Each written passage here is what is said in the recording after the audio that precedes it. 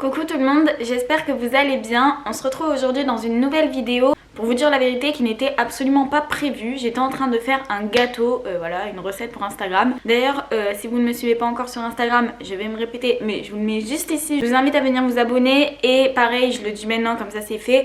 N'hésitez pas à mettre un pouce bleu à la fin de cette vidéo si elle vous a plu, à vous abonner et à activer la petite cloche de notification. Donc, j'étais en train de préparer une recette pour Instagram et ça m'a donné envie en fait de faire cette vidéo, pas du tout préparée, rien du tout, parce que c'est un sujet sur lequel on me pose énormément de questions sur Instagram, c'est les compulsions alimentaires. Et en fait quand je faisais mon gâteau, en fait j'étais en train de repenser, je faisais des gâteaux pendant justement après mon anorexie, donc ça c'est encore une autre histoire. D'ailleurs si vous voulez que je vous en parle un petit peu plus sur mon parcours, sur mon histoire un petit peu avec les TCA, n'hésitez pas à me le dire en commentaire, je ferai peut-être une vidéo un petit peu plus dédiée à ça.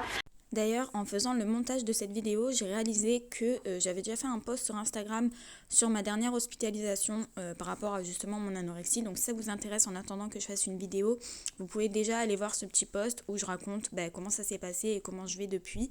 Même si ce post date un petit peu, vous pouvez le retrouver en story à la Mais du coup, c'est vrai que quand j'étais en guérison de mon anorexie, je cuisinais beaucoup, toujours, ça a toujours été le cas.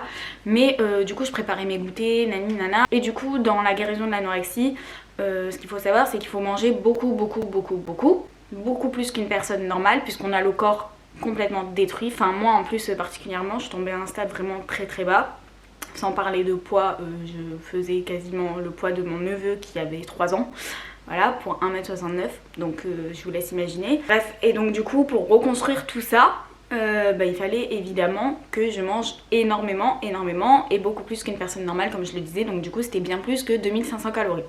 J'étais un petit peu dans une quasi-guérison, c'est-à-dire que j'acceptais de remanger, j'acceptais de reprendre du poids et tout ça, mais je voulais que ce soit vraiment de manière saine. En fait, je voulais grossir et tout, mais je voulais bien grossir, entre guillemets. Je voulais vraiment pas prendre de gras, je voulais prendre que du muscle, enfin voilà, j'étais vraiment dans une obsession. Ça virait vraiment à l'orthorexie, et l'orthorexie, pour ceux qui connaissent pas, c'est vraiment l'obsession de manger complètement sain, vraiment que sain. Je catégorisais énormément les aliments. Vous doutez que quand on est anorexique, on catégorise forcément les aliments. Il y a des bons aliments, il y a les mauvais. Donc tout ce qui était chocolat, gras, sucre, tout ça, c'était banni de mon alimentation. Il fallait que je privilégie au maximum les protéines, les légumes et même les fruits. Il y avait beaucoup de fruits qui étaient, pratiquement tous. Je mangeais plus que des pommes et des kiwis. Donc bon, ça de toute façon, comme j'ai dit, je ferai peut-être une autre vidéo sur ce sujet. Pendant la guérison de mon anorexie, vu qu'il fallait que je mange beaucoup et qu'en plus je me mettais cette pression de, voilà, je voulais en fait reprendre du poids. C'est pour ça que j'étais vraiment en quasi guérison, parce que je voulais reprendre du poids, j'avais juste peur de mal grossir. Je mangeais beaucoup et tout, et quand j'ai commencé à avoir ce lâcher prise, voilà, de toute façon il faut que je mange, donc il faut que je reprenne du poids, etc.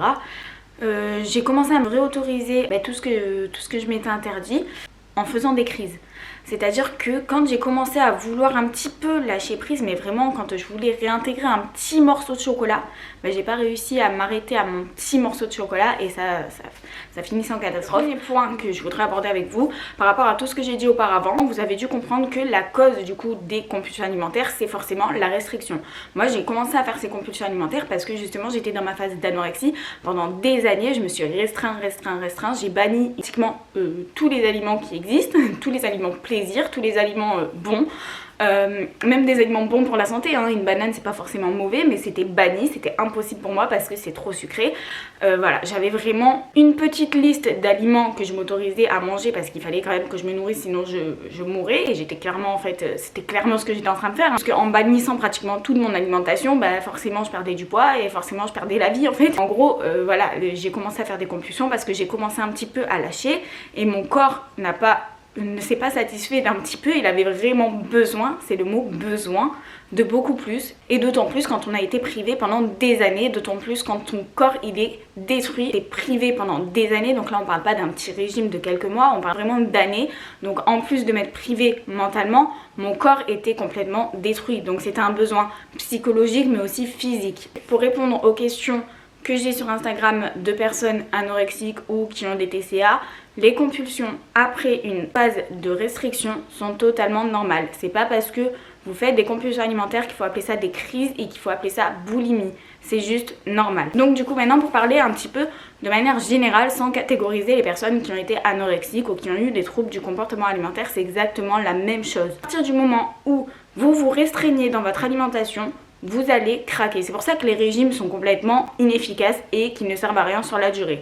Vous allez certes peut-être un petit peu perdre du poids au début parce que forcément quand on commence à éliminer ne serait-ce que des grignotages, vous allez un petit peu perdre du poids, c'est normal. Mais par contre, à partir du moment où vous êtes déjà une personne qui ne fait pas de grignotage, mais qui souhaite un petit peu perdre de poids et que dans ce cas-là, elle va se restreindre de façon extrême, de façon radicale, elle va pas durer. Cette restriction ne va pas durer. Parce que mentalement, vous n'allez pas tenir en fait, c'est impossible, à moins de justement développer des troubles du comportement alimentaire. Donc c'est soit votre régime ne marche pas, soit vous tombez dans l'extrême des troubles du comportement alimentaire. Dans les deux cas, c'est pas bon. Moi, ce que je vous conseille pour éviter déjà les compulsions alimentaires, c'est d'arrêter de vous restreindre. Et vous restreindre, ça ne veut pas dire forcément vous restreindre de manière pas physique, mais vous savez, de manière cognitive. Votre cerveau n'est pas dupe, même si vous lui autorisez du chocolat, un donut ou même une pizza ou ce que vous voulez, un truc que vraiment vous ne vous autorisez pas. Au moment où vous le culpabilisez ou que déjà vous pensez à compenser cette part de pizza parce qu'en fait vous l'êtes autorisé mais à demi. Vous l'êtes autorisé parce que vous vous dites oui j'ai le droit, enfin voilà je suis humaine, pourquoi moi j'ai pas le droit au plaisir. Enfin je sais que moi c'était des phrases que je me disais quand je voulais réintégrer des trucs, que j'avais extrêmement peur. Je me disais mais pourquoi moi j'aurais pas le droit de manger ça alors que tout le monde en mange et ils sont pas énormes, ils sont pas obèses, et puis même si à mon poids de forme je mange ça et je prends 2-3 kilos, c'est pas grave, au moins j'aurais kiffé ma pizza, j'aurais kiffé ma vie et voilà, j'aurais pas été triste toute ma vie à me restreindre, voilà, être comme ça, au moins j'aurais eu mon corps de rêve mais une vie et un mental vraiment tout le temps triste et tout. Non, moi je préfère même avoir quelques kilos en trop et vivre ma best life, etc. Même si au pire vous dites ça et que 10 minutes après l'avoir mangé vous la culpabilisez, votre cerveau il le sait ça. Et donc il va prendre ça comme une restriction, comme une culpabilité. Il va comprendre en fait que vous allez vouloir compenser, que ce soit par faire du sport ou manger moins le lendemain, ou rien que le fait de vous dire demain je mangerai pas ça parce que je me suis autorisé ça aujourd'hui. Ça s'appelle de la restriction aussi. Donc en fait il faut bannir toute restriction, que ce soit donc le fait de ne pas le prendre vraiment, réellement, ou le fait de se le dire mentalement. Même si vous n'allez pas le faire le lendemain, vous vous l'êtes dit, vous l'avez pensé et il le sait, votre cerveau, votre corps, il est pas bête. Et ça je vous garantis que c'est vrai. Il faut vraiment pas négliger cette partie mentale, c'est vraiment hyper important et c'est la clé en fait. C'est la clé pour arrêter les compulsions alimentaires. Il faut tout simplement vous autoriser à manger, faut vous autoriser à vivre, faut vous autoriser le plaisir, vous avez le droit de manger, comme je vous le disais en fait, il faut vous dire ça, vous avez le droit de manger cette part de pizza, vous avez le droit de manger ce donut et vous n'allez pas prendre du poids pour autant. Si tous ceux qui mangent des donuts et tous ceux qui mangent des pizzas ils seraient obèses, franchement on le serait tous en fait, tout simplement, à part, ou alors on serait tous skinny, on serait tous maigres, on serait tous tristes, on serait tous sans vie, sans joie, sans plaisir, parce que oui manger c'est un besoin vital mais ça fait aussi partie des plaisirs de la vie et c'est quelque chose qu'il ne faut pas, il ne faut pas se priver. Ensuite deuxièmement ce que je voulais vous dire, c'est que même si vous faites une compulsion alimentaire, même si voilà vous commencez à vous les autoriser, à ne plus culpabiliser tout ça, il faut savoir que si vous êtes restreint pendant des années, les compulsions ne vont pas s'arrêter au bout de 2 jours ou au bout de la première fois que vous êtes autorisé quelque chose sans culpabiliser. Ça va prendre du temps pour que votre corps vous refasse confiance, pour que votre cerveau vous refasse confiance, parce que là en fait c'est un petit peu comme un cavalier et son cheval, vous voyez. Le cavalier c'est votre mental et le cheval c'est votre corps. Si tout le temps vous donnez des coups à votre cheval, ou que vous lui faites du mal tout le temps, etc. Lui, au bout d'un moment, s'il se sent en danger, sans que vous le mettez en danger, que vous lui faites du mal, il va réagir, il va répondre et lui-même, il va se protéger. Quand vous allez être dessus, par exemple, il va cabrer, il va essayer de vous faire tomber, etc. Il va se sentir agressé et en danger. Du coup, il va réagir, il va répondre. En revanche, si vous le mettez en confiance, que vous lui apprenez les choses de manière normale, douce, bien, etc., là tout va bien. C'est pareil avec votre mental et votre corps en fait. Si vous le privez, si vous le mettez en danger, parce qu'en fait le priver c'est le mettre en danger, hein. Donc si vous le privez, si vous lui faites du mal, si vous le chouchoutez pas, si vous l'aimez pas, lui il va forcément ne pas avoir confiance, il va se mettre en mode protection, il va se protéger, donc du coup déjà d'une part vous allez stocker, le moindre truc que vous allez manger ou vous réautoriser, il va le stocker parce qu'il va mettre ça en réserve au cas où de la prochaine privation parce qu'il vous fait plus confiance. Même si vous avez remangé etc sans vous restreindre depuis une semaine, Une semaine c'est pas suffisant pour lui et au bout de la deuxième semaine peut-être que vous allez recommencer à vous restreindre, il n'en sait rien, donc du coup il préfère faire des réserves et donc du coup vous allez stocker ce que vous avez mangé. Donc déjà d'une part c'est pas forcément une bonne idée et d'une deuxième part, au plus vous êtes restreint, au plus ça fait longtemps que vous vous restreignez, que vous êtes dans la privation etc, au plus ça va être long le processus des compulsions alimentaires. Donc moi là je vous dis la vérité, je suis en plein dedans. Il m'arrive de pleurer tous les soirs, etc. parce que vraiment c'est voilà, c'est compulsif, c'est même pas de la faim, c'est même pas de l'envie, c'est même plus par plaisir, c'est des compulsions que vraiment c'est incontrôlable en fait. Jusqu'à en arriver vraiment au dégoût. C'est très compliqué, mais il faut les accepter. Il faut les accepter et se dire c'est normal. J'ai fait du mal à mon corps depuis des années, maintenant il prend sa revanche en fait, voilà, tout simplement. Il se venge en quelque sorte. Et encore, c'est même pas de la vengeance, c'est de la survie, c'est un réflexe naturel en fait qu'il a. Donc c'est même pas de la vengeance, c'est même plutôt de la bienveillance de sa part. Il me remet sur pied, il me remet un petit peu en état tout simplement. Donc la seule chose que j'ai à vous dire quand vous faites des compulsions alimentaires, c'est déjà les accepter parce qu'il y a forcément une cause, elles sont pas là pour rien. Essayez de réfléchir. Qu'est-ce qui a pu les provoquer? Qu'est-ce qui a pu faire surgir ces compulsions alimentaires? Donc moi je le sais, c'est ma restriction, mais après ça peut être plein de choses, ça peut être les émotions, ça peut être le stress, ça peut être la fatigue, il y a plein de facteurs et ça peut être voilà des causes physiques, parce que c'est vrai qu'aussi un excès de sport par exemple, ça ouvre l'appétit, surtout ça fatigue, et la fatigue provoque un relâchement mental et souvent un relâchement sur l'alimentation parce que justement on a besoin de carburant, on est fatigué, on en a marre de lutter, parce qu'aussi souvent quand on fait beaucoup de sport c'est qu'on a un idéal, on va dire physique, donc du coup on cherche à contrôler son alimentation au maximum tout au long de la journée et arrivé le soir on en a marre, on est fatigué, on est claqué, et du coup ouf, il y a tout qui se relâche, et aussi la diète, donc même ça c'est pas bon. Donc en fait je vais vous donner mon troisième conseil. Il faut tout simplement arrêter de chercher à être dans l'hyper-contrôle. Vouloir avoir tel physique ou se maintenir en bonne santé et tout ça, c'est très bien. Mais en faire une obsession, en faire un contrôle vraiment extrême, poussé comme ça provoque en fait une obsession alimentaire. Ça fait que tout tourne autour de son alimentation, de sa diète, de sa shape, etc.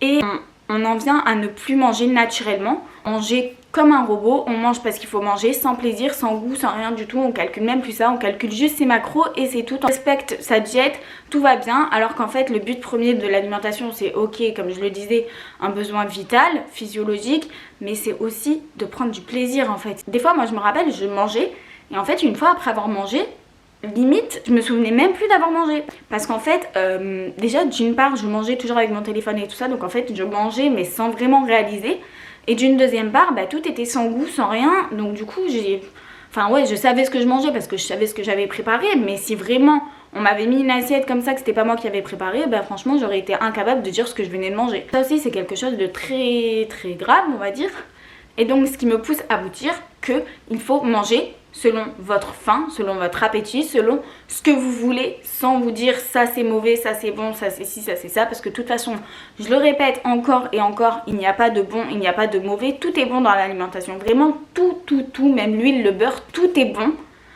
sans excès. Comme tout en fait, l'alimentation comme tout, le sport c'est bon sans excès, le café c'est bon sans excès, marcher c'est bon sans excès, travailler c'est bon sans excès, bref, vous avez compris, tout est bon sans excès. Et ça va de même avec l'alimentation, même le contrôle, c'est bon quand même de contrôler les choses, sinon on ferait tous n'importe quoi et puis il n'y aurait pas de règles, et puis voilà, mais dans l'excès, c'est pas bon, l'hyper-contrôle est mauvais pour votre mental, c'est mauvais. Donc mangez comme vous voulez, mangez à votre faim, ça vous évitera d'avoir des compulsions après, parce que si toute la journée vous vous privez, vous vous dites il faut que je mange ça parce que c'est bon pour mon corps, il faut que je mange ça parce que ça rentre dans mes macros, il faut pas que je mange ça parce que ça va me faire dépasser, parce que c'est gras, parce que c'est si, forcément vous allez craquer à un moment ou à un autre. Même si c'est pas à la fin de la journée, à la fin de la semaine vous êtes sûr que vous allez craquer, ou même à la fin du mois, parce que c'est pas un régime. Je vais vous dire un truc, et je pense que ça va faire l'objet d'une autre vidéo. Il y a plus à des régimes, parce que maintenant on a compris que les régimes c'était pas bon. On appelle ça rééquilibrage alimentaire, mais en fait c'est exactement la même chose. Dans un rééquilibrage alimentaire, on vous empêche pas de manger du chocolat ou de manger ci comme on pourrait dire dans certains régimes, mais par contre on vous dit faites attention à vos quantités, faites attention à ci, faites attention à ça. Ça s'appelle de la privation, ça s'appelle un régime en fait. Donc bref, ça c'est pas non plus le sujet, on verra dans une autre vidéo, je me perds à chaque fois dans ce que je dis. J'ai tellement envie de tout dire en fait, mais voilà, ça va être un petit peu trop long. Donc voilà, mes principaux conseils c'est de réaliser qu'on est dans une certaine privation ou qu'on a été dans une privation, donc que ce soit vraiment une vraie privation physique, je sais pas comment appeler ça, mais voilà, vraiment le fait de ne pas s'autoriser à manger les choses, ou dans une privation cognitive, mentale, donc c'est-à-dire de ne pas l'accepter mentalement, on l'accepte, on le mange physiquement parce qu'on sait qu'il le faut, mais mentalement ça matche pas. Deuxièmement, de l'accepter, de se dire que si elle est là, c'est pas pour rien. Et troisièmement, d'arrêter de se priver, d'arrêter de contrôler. Voilà mes 3 points clés pour arrêter les compulsions alimentaires. Et petit aparté, en ce qui concerne, je le répète, les troubles du comportement alimentaire et plus particulièrement l'anorexie, c'est normal d'avoir une phase de faim extrême entre guillemets ou de grosse compulsion alimentaire après une énorme phase de restriction telle que vous l'avez eue. Et c'est pas pour autant de la boulimie, c'est pas pour autant de l'hyperphagie, même si vous allez quelquefois la vomir parce que vous ne la supportez vraiment pas mentalement, ce n'est pas de la boulimie, c'est juste que vous êtes encore malade et que vous êtes encore dans la restriction, vous ne l'avez pas encore acceptée. Dans ce cas-là, je vous conseille vivement, parce que c'est presque impossible de s'en sortir seul, de consulter et de vous faire aider. Quoi qu'il en soit, moi je serai toujours là au mieux que je peux pour essayer de répondre à vos questions, que ce soit ici en commentaire ou sur Instagram, ou j'essaye le plus possible de répondre à tout le monde, donc franchement n'hésitez pas. Surtout sur des sujets comme ceux-là qui me touchent particulièrement, si je peux aider, franchement c'est avec grand plaisir, donc n'hésitez vraiment pas. En tout cas, j'espère que cette vidéo vous aura un petit peu aidé. Et si c'est le cas, comme je vous ai dit tout à l'heure, n'hésitez pas à mettre un petit like, un petit commentaire à partager à ceux qui pourraient potentiellement avoir besoin de voir cette vidéo. Et en attendant, je vous fais des bisous et je vous dis à bientôt.